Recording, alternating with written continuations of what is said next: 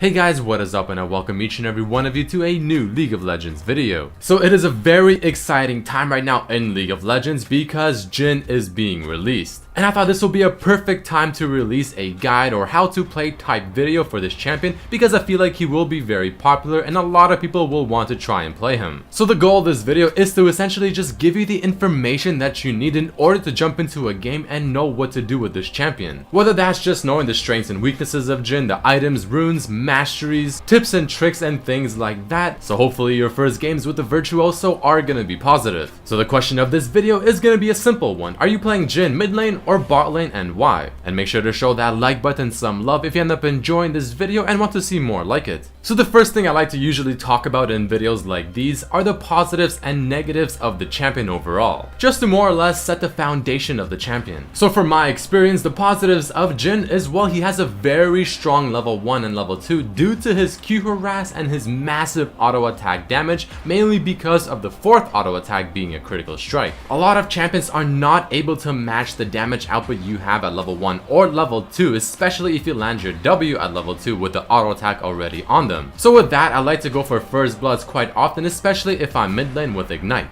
But speaking of mid lane, well, he can be played in 2 roles quite successfully. Now whether you're playing him mid lane or bot lane is really up to you, and we'll talk about which one I think is better in just a little bit. But I mean, overall, some of the positives are quite obvious. I mean, he is a sniper champion, so naturally he has massive range on his W and his ultimate. And if I'm not mistaken, his W is apparently the longest non-ultimate ranged ability in the entire game. Now his Q ability can be somewhat just okay, but if you end up using it to its full potential by actually stacking the Q on every single jump, with the 4th jump being the max amount of damage that also jumps on the champion, well, I think it is obvious that it will do quite a bit of damage, and it will be more or less your main form of harass in the laning phase and even in some team fights. But another thing I like about his W is that if your ally were to auto attack a champion, well, it also puts the mark on that champion, to which you can then use your W to further snare them. So I personally find that to be a very big plus. His E ability is also quite useful because it does cover a decent AoE whenever it does proc. It is invisible, it slows, it does a lot of damage if you maintain the champion within the AoE, and there's also some nice synergy between his E and his W. And then you have the grand finale, his ultimate, Curtain's Call. Now this one is quite amazing because not only does it do a lot of damage, not only does it have very long range and also provides a slow, but the last shot of his ultimate is a normal critical strike. Now if you don't know, his passive actually reduces his auto attack critical strike damage, and it does stack multiplicatively, so if you were to get Infinity Edge, well, it's not going to add a flat 50% bonus to his critical strike damage. In fact, it'll still stay below 200%, which is the standard critical strike damage amplification for most champions. But his ultimate is a standard 200% critical strike bonus damage and 250% with Infinity Edge, which is quite cool. Now the negatives of Jhin is, well, his reload time is going to be a nuisance every now and then, because unlike Graves, attack speed will not reduce the time it takes Jhin to reload. It is a set amount of time and there's nothing you can do about it, so it will take some getting used to. He also has no escape, so he's very vulnerable to assassin type champions or champions that have a lot of mobility, so maybe like Zed, Talon, Rengar, Riven, Lee Sin, and things like that. His W's width is quite narrow, so even though it does have great range, it can still be quite difficult to land. But next I want to talk to you guys quickly about mid lane versus bot lane and where I think you should be playing Jhin, the positives and negatives of playing him in either of the roles. Because this is a topic I've seen being discussed around the community for quite some time, ever since Jin's announcement. So I will personally be playing him mid lane more than bot lane, but that's just because I enjoy mid lane a lot more. And I truly feel like Jin's playstyle seems to be much more fitting of a mid lane type champion because he has a lot of burst damage every now and then, which is similar to maybe like a mage in mid lane. He has a lot of range, a lot of siege, and he's someone that wants to kind of chill way far back, dealing a lot of damage from afar and only going in for the kills when he has to. But with that being said, he does have quite a bit of poor matchups in the mid lane, so any assassin for that matter, Fizz, Zed, Talon, LeBlanc, it will prove to be quite a difficult lane. So that's the only thing that's kind of holding me back from saying, yeah, play him mid lane and don't even think about bot lane. But on the other side of the coin, if we were to look at bot lane, I don't think his playstyle fits bot lane because again, he doesn't have consistent damage like many other marksmen do, maybe like Lucian or maybe someone like Jinx. So it is somewhat of an awkward fit. However, with that being said, having a support with you the whole time, maybe peeling you and setting you up to deal your crazy amount of damage is very, very nice. So it's really difficult to say which lane is better, but personally I prefer mid lane because I feel like I can go in for the first bloods quite easily with Ignite, but if you play in bot lane, it is overall just safer and you are more guaranteed to be useful. Alright, now before we get into the items, the runes, and the masteries, I want to also quickly talk about just overall general tips and tricks and things that I recommend you keep in mind whenever playing Jhin. So the first very important thing to keep in mind is whenever you're using Q, whether it's in a duel, in a team fight, or any scenario that requires you to output a lot of damage, you want to try to either use auto attack, Q, auto attack, or Q and then your auto attack to essentially cancel the animation of the previous action. And this kind of goes without saying, yet it's also very, very important. Pay attention to the shots you have left. Make sure you don't put yourself in the potential of being in a scenario where you need extra damage from your auto attacks, but you simply cannot because you have to reload. So you want to try and make sure you think at least a couple steps ahead. Also, in a best case scenario, try to auto a champion on the third shot, proc the passive with your W to snare them, and then hit them again with the fourth shot, and also in between throwing in a Q to deal maximum damage to that opponent. So here you see me auto attack followed by W to snare the Nunu. I throw the Q on the 2 low HP minions to buff the damage, which then goes on Nunu for bonus damage, and luckily for me the fourth shot is enough to kill him while Dangerous Game saves my life. Also, as I mentioned earlier in the video, I recommend being aggressive with Jhin within the first few levels, maybe level 1 or even level 2,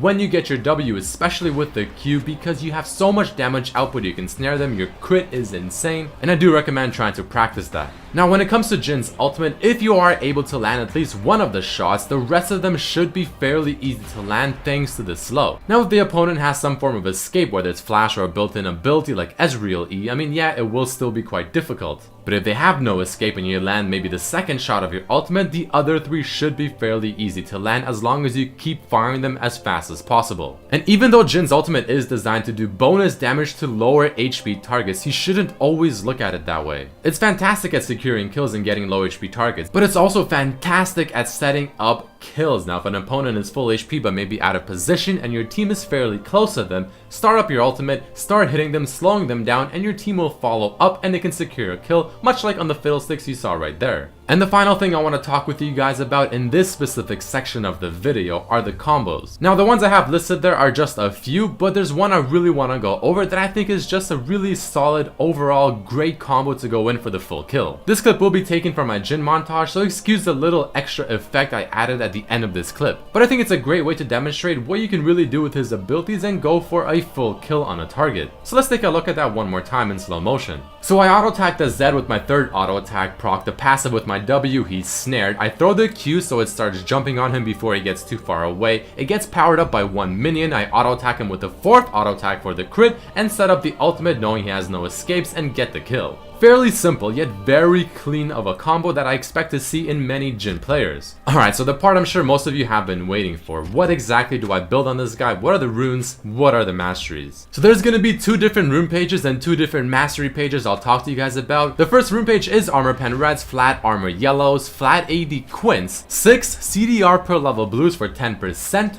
and then the rest are MR. While the other page is very similar, but instead of having CDR in the blues, you just have flat MR or MR per level. If you're keen on getting the 40% CDR on Jhin, obviously you want the page with the 10% CDR. If you don't really care too much about it, and I don't feel like you should, get the other page with the extra MR. And then moving into the masteries, again 2 pages, one that goes into ferocity, one that goes into cunning. Now you'll notice I don't put fervor of battle in any of these because I simply do not recommend it. Jhin does not auto attack very frequently. He auto attacks every now and then, but each auto attack hurts a lot, and I think fervor of battle is a lot better on champions that can auto attack often and consistently proc it. So getting Warlord's Bloodlust is quite fantastic because you are technically critting from level 1 thanks to your 4th auto attack. Or if you want that early game aggression and just flat out destroy the laning phase, Thunderlords is a great option. Especially if you're playing mid lane with Ignite and you're trying to go for that first blood within the first couple of levels, the extra burst from Thunderlords is very welcoming.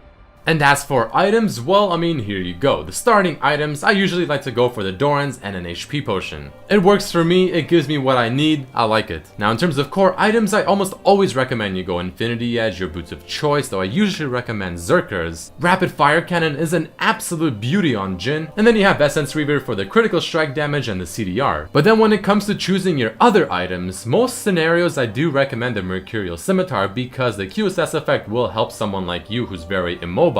It gives you Life Seal, it gives you MR, and I mean honestly Mercurial Scimitar is among the best AD items whether you're a marksman or an AD assassin. After that I recommend getting either Hurricane, which is fantastic if the enemy team doesn't have a whole lot of champions that can just simply jump on you and destroy you, or you can go for the Phantom Dancer if the assassins tend to jump on you and you can maybe auto attack them for the effect and reduce the damage that they deal to you. So I recommend choosing between those three items if possible, obviously Last Whisper if they have an abundance of tanks and armor. But you also have Youmuu's there in the mix because I mean if you're snowballing early game and you want to maybe get this item to snowball further, yeah it's not too bad, though I wouldn't highly recommend it, only if you really know what you're doing. So under that I have an example build path so you guys have an idea of in what order you should build these items. Again, I like to go for the Infinity Edge first, so you go for the BF Sword for the raw damage, Pickaxe, finish off the Infinity Edge, go for your boots of choice, and then you definitely want to start working towards that Rapid Fire Cannon because man it is just so good on Jhin. And other than that I feel like the build path should be more or less self-explanatory. But what abilities do I level on Jhin? I mean, do I max W second? Do I max E second? Do I even max Q first? Well, from my experience with Jhin so far, this is what I have come to in terms of a conclusion. Level 1 I almost always put a point into Q, and I actually end up maxing Q as well because it's just the best form of harass, it's your main wave clear, and it really is your best ability for the first half of the game. Level 2 I almost always put a point in W because again if I'm going for that first blood, if I'm going for the aggressive play, the snare is absolutely crucial. Now especially in mid lane at level 3, if I'm facing a jungler that's known to be aggressive, maybe someone like Lee Sin or Nidalee, I'd invest a point into E and then start placing traps around your lane.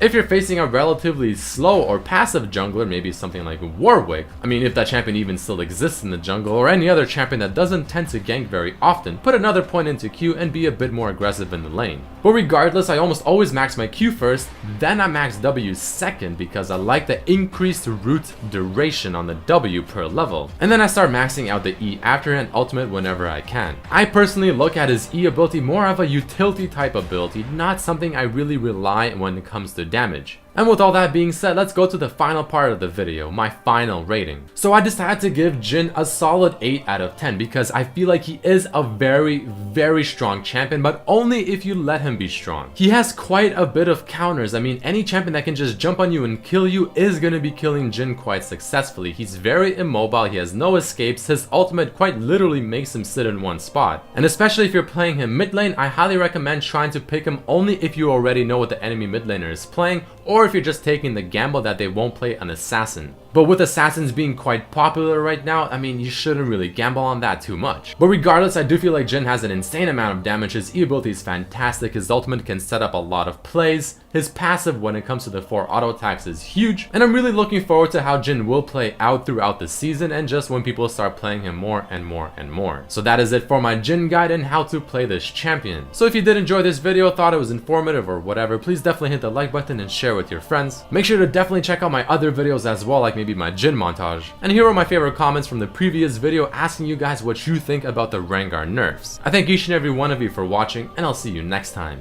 Peace.